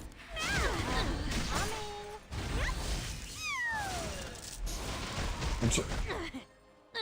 The promises of this spear What is this, Cisco? will not be forgotten. Hey, yo, what the hell? I told you. That's fast as hell, bro. Mine. Won't you help me? I'll hurry over. Alright, we have 7 minutes left. And then I have to go join Mr. Wolf. I'll probably go join Tristan after this, this fight. You in my sleep.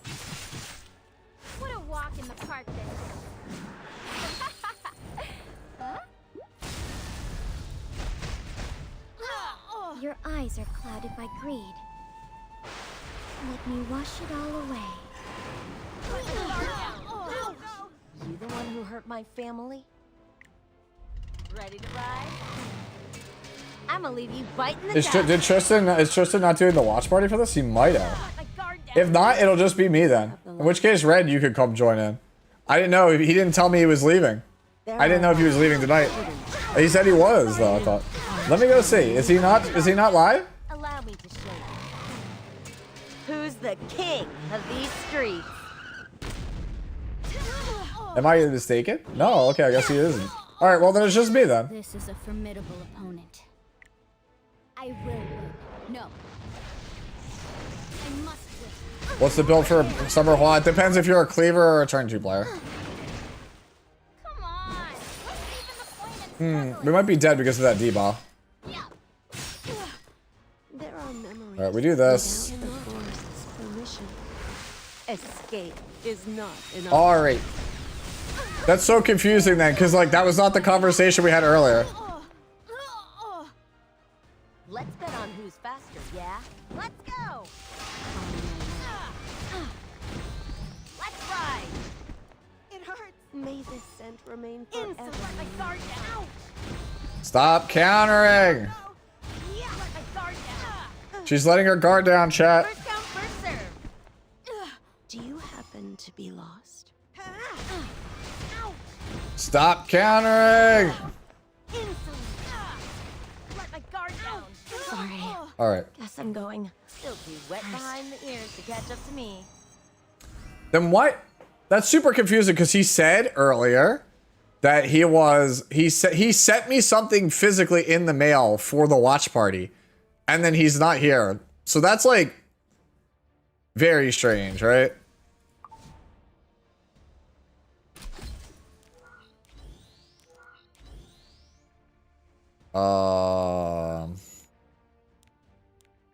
AoE that doesn't give a shit about this guy. I'm just gonna. Do we just Luna him? I think we just Luna him. And then bot team.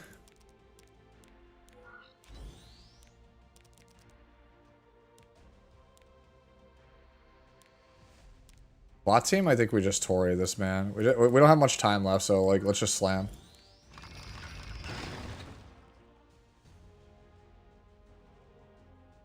I could have cleared bot. You're right. Damn. Submit stuff to fix his streams. I'll get to it this weekend. There's no actual stream portion of it.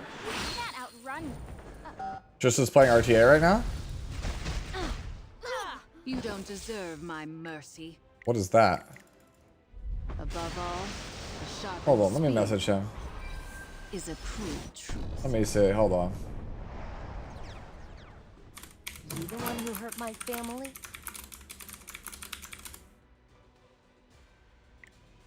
Better hold on. Alright, I messaged him. Don't go flying off on me now. Let the guard down. Guess you guys probably roll with it? Okay.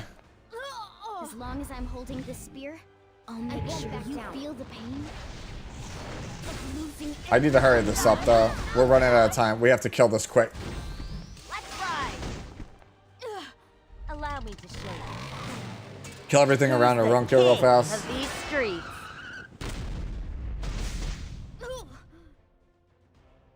There's no use fighting it. You've already been reeled in. Daring today, aren't we? First come, first serve. Dare. Time to end our twisted fate. Go, Luna, go. Oh no, that's rough.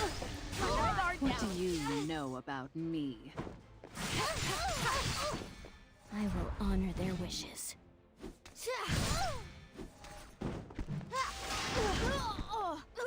It's hollow justice, at best. Do I scare you? October, Cisco. I gotta hurry this up. Someone needs to be made an example of. Too slow. Don't worry. Stop countering the Luna! You don't deserve my mercy. You have weakness all over. I don't think we're finishing this chat. First come, first serve. We get like one more chance at this. Formidable opponent. Time to end our twisted fate. I have to seal him so that way if he has S3 he doesn't get anywhere. The villain I have to be. Yeah, we're gonna have to go hyper fast on the last one. I don't think we have enough time, I'll be real with you. What do you know about me? Do I scare you? Please death break. Bro, how do I not have enough to death break to say, alright, we're not doing that. You bite in the dust. Daring today, aren't we? As long as I'm holding this spear, I won't back down. Okay, go, go, go, go, go. We have literally 60 seconds. Nah, dude, mine wins.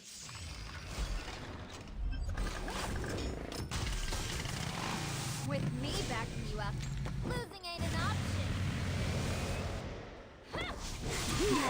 option. Sometimes even I'm amazed. I'll show you how it's done. Will I do anything for losing to us is an honor. I don't think you're right. I think you're right. We're not gonna kill, but we're gonna try our best. Just as I practiced. I have to kill FCC to get her out of here faster. I did try, but so nervous. Stop teasing me. Are you serious right now? If I must fight, Please die. take this! Thank you. That's bad. I don't really enjoy this. What'll happen now? Yo! Yo, what is this? Me? I leave it to You owe me one. Let me guess, Alvarez? Should we get started? Yeah! This is absurd. Oh yeah, it's 11. I can do it. All right, we have to switch over. You've got this, Tori. Bro!